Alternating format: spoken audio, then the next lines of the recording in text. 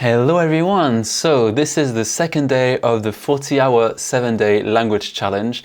So I already started doing a bit of immersion this morning. I didn't record beforehand because I was kind of still sleepy in my pajamas, and I thought, I'm gonna do a bit of immersion.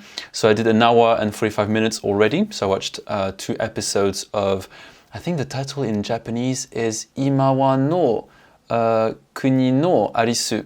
So that's Alice in Borderland, which I love. I'm really obsessed. I'm gonna try not to watch everything today because I want to keep doing some immersion tomorrow, and I think I've got 2-3 episodes left. So I want to make sure I've got episodes for tomorrow and the next day, and then probably I'll start something else. So anyway, I feel more rested than I was yesterday, so I feel like I've got a bit more energy, motivation.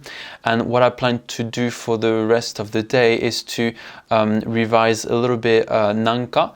I've noticed Nanka being used quite a bit, and I thought Nanka was only used as a way of saying the F word. I think it's one of the usages. But I think there's more because they say it in the TV show, in TV shows that I've watched, in a sort of neutral way. But I reckon that's casual language. Anyway, I'll find out. And that's, I think that'll take me about 3-5 minutes if I, based on my timetable. And then I'll do a bit of Anki review. I don't feel too motivated by Anki because the thing about Anki is that it's quite taxing.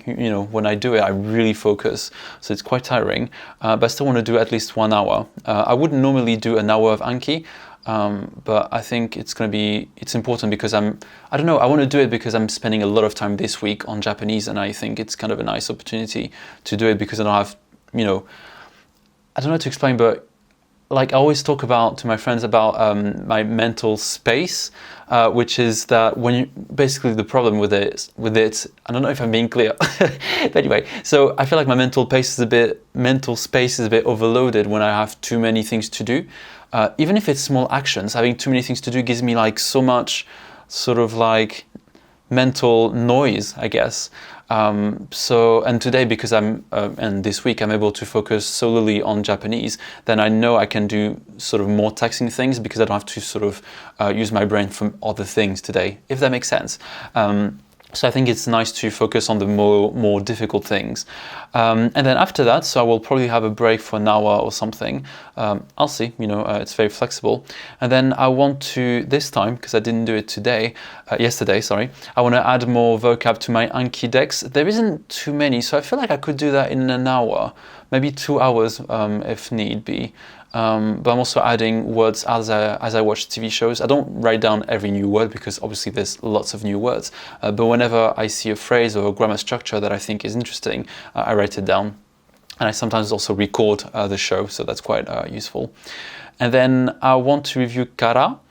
As I said yesterday, I think it has functions that I'm not aware of, so I would like to explore that a bit more. And then I want to do homework. I need to do my homework by tomorrow, actually. So I'll see how I can make it a bit more my priority, but I reckon I only have a reading to do. And the readings my teacher give me are quite difficult, so they require me to read, obviously, but also look up many words and write down the kanji, because sometimes there's kanji that I don't know how to read, obviously. So like finding the kanji takes a long time. Sometimes I spend like 3 minutes looking up a kanji because I don't know how to write them. Sometimes I guess the stroke order, but I still need practice in that area. So my aim is going to be to finish my homework by tomorrow. If today I feel like there's still a lot left to do, then I will just focus. It'll be my focus for tomorrow, essentially. So yeah, that's what I'm going to do for today, hopefully, and I'll catch up with you later. See you in a bit. So for example, if someone says, "Why do you want to go to Japan?" どうして日本に行きたいですか? どうして日本に行きたいですか? If you're just having a conversation with someone, even with your boss, you'd say 日本が好きですから、日本が好きですから, putting から at the end. If you're doing a job interview or jet program interview, it might be better to say 日本が大好きだからです. So when using a verb, someone says, "Why are you so good at Japanese?" Like どうして日本語がそんなに上手ですか? I think Oh yeah, people ask me that all the time. Because I'm learning Japanese every day. I'm joking. I'm learning a bit. Alright, hello again. So it's the end of the day. Well, technically I still have 20 minutes to go, so I'm gonna do 20 more minutes of study afterwards, but I wanted to get it done and before like daylight runs out, and then I just want to get started, putting the video on my computer, doing the editing, etc. I don't want to do it too late, but for sure this time I've finished earlier than yesterday, because yesterday I finished the editing at 10 p.m. and today I will be able, hopefully, to finish it by 8 p.m. so I can have a bit of a rest this evening. Today went quite well. I'm checking my sort of schedule. So I watched 2 episodes of Alice in Borderland. Then I studied or sort of reviewed the use of nanka, which actually led me to also learning about nante, which are kind of similar but sometimes used in a different context. So it's always interesting. I mean, that's what I like is, you sort of encounter some kind of word or grammar in context, then you sort of explore it, and then you end up learning about other things. And I don't know, I see language as like a line, and then every now and then you kind of want to go left a little bit or right, and then sometimes you get lost in the way, and I don't know, I just find it quite cool. I like to explore a lot. I wouldn't like something too structured. I like the structure, but I like being able to go off the beaten path, as we say in English. I think that's a phrase. I think so. Anyway, then I did my Anki review, which went well. I didn't do too many reviews today. I kind of didn't feel like it, to be honest. That was the only reason, I suppose. Which is okay. I mean, I did the reviews, but I didn't do like extra reviews, especially for kanji. So I'm not sure if I explained that properly already. But what I do is so for Anki, the RTK deck, where I practice kanji, specifically individual kanji, I normally do 30 reviews a day, because I've covered all the 2,200 kanji, but I kind of stopped doing it regularly, so I'm trying to sort of catch up. I'm not going to be able to catch up on everything, because I've got over 1,000 kanji to review, which is huge. Anyway, I don't even want to think about it, but I'm trying to do extra on top of the 30. So today I didn't do it, but yesterday I did 70 plus kanji, so 70 on top of the 30, if that makes sense. I hope I'm clear. Then I reviewed kara, and that was quite useful.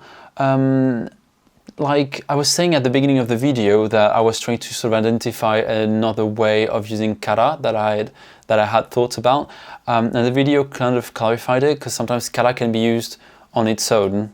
Because normally you expect, I did this because of that, so you expect a 2-clause sort of sentence, but sometimes you can just have 1 clause with kara, and I guess essentially it came down to, depending on the context, you don't have to explain the whole thing, just having 1 clause is enough, so fair enough.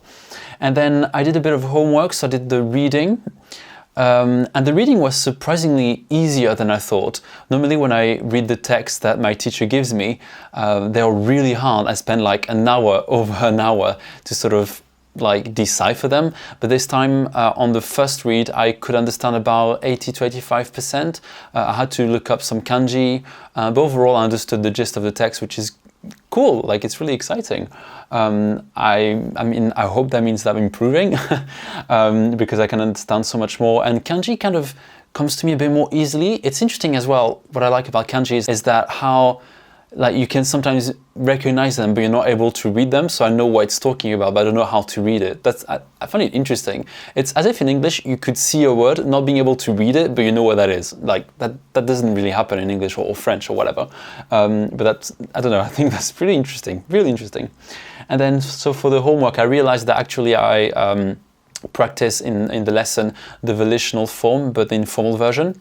And I forgot about that, so I had to sort of watch the lesson to sort of refresh how to form it, because I wasn't so clear about it after the lesson.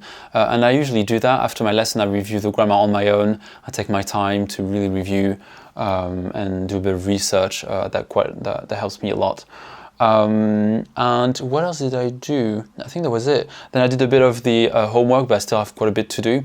So tomorrow, because I need to finish my homework, I reckon that's gonna take me about 2 hours. So I'm gonna plan for 2 hours of homework tomorrow, maybe more, let's say 2.5 hours, just in case.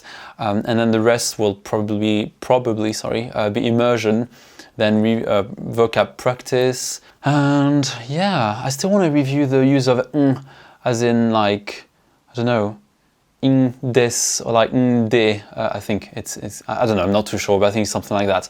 So I want to review it. My Japanese teacher actually asked me if I knew about it, and I gave her a sentence that I had learned, which was Eki ni ikitai desu ga. And that was the phrase that I learned online like 2 years ago, and I thought I understood it, but I think there's probably some information that I'm missing. There's noise outside, I don't know why, but I hope it's not too loud. And yeah, have I got anything else to say for today? In terms of how I feel fine, I feel good. And it hasn't been as hard as yesterday, because yesterday I was more tired. So today I kind of had moments where I felt lazy, but I really like this challenge because it's sort of, I don't know why I'm grabbing this thing. I like this challenge because it sort of challenges me to not bullshit myself, basically. You know, sometimes when you do something like, oh, I can't be bothered, and sometimes we sort of make that kind of shortcut, which is like, if I don't feel like doing it, then I can't do it, or I'm not going to do it. But actually I like breaking this sort of cycle or script, I suppose, and actually say, you know, even if I don't want to do it, I can still do it. It might mean that you might have to adapt to do something a little bit different, or postpone within reason something, but you can still do something else which still works towards your goal. So here, studying Japanese, and I think that's very powerful, I find. I don't know. Once that clicked in my mind that, you know, you don't have to be motivated to do something, that really changed the paradigm that I had on, efforts basically, and motivation as well. So yeah, I like this challenge for that. And also because I feel like we are often caught up in, you know, oh, I don't have time. And I find it interesting that this challenge challenges this belief. Obviously, I'm on holiday, so I do have more time than I would if I was working. But still, I'm pretty sure if I was on holiday, I could have found other excuses like, oh, I can't, I'm on holiday, or I'm tired, or whatever. Sorry, the light is quite bright now.